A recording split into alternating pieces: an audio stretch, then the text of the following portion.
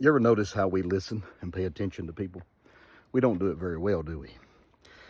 You ever seen a group of men together and they walk into a room and it is ego that is driving us? We may not want to admit that, but it is ego that's driving us. Here's what I want you to pay attention to. When a person meets another man that is an equal and on the same level, there's like mutual respect. Hey, how are you? Been praying for you. Good. How's that situation going? Bless you. And then they meet someone that is beneath them, that is lower than they are. Maybe as a pastor, they're pastoring a small church. They're a new pastor. They're younger than you. And when you meet that person, the ego begins to drive you. And you begin to relate to that person as a lesser. And then you watch them walk further, and they meet someone that is higher than them. And all of a sudden, their ego is lowered, and they begin to hear everything that person says.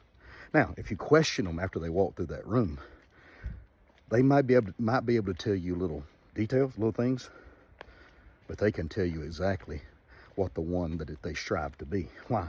It's because every one of us is driven by ego, and we let our ego drive us naturally.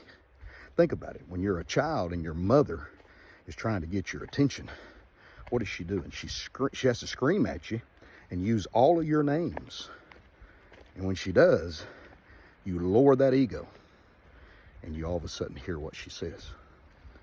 That's what I'm talking about. We have to learn to be listeners, because our brothers, our sisters, our people, our wives, our children need us to listen to them. And so we have to stop in every conversation, and we have to learn to lower the ego so that we can hear what the other person is saying. One of my dear friends, Terry Kelly, pastor friend of mine, one thing I learned from Terry in communication is he will listen to you and then repeat what you said back to you for clarity. I always admire that about that man. That means he's listening. And he wants you to know he's listening. And in order to do that, he has to lower the ego.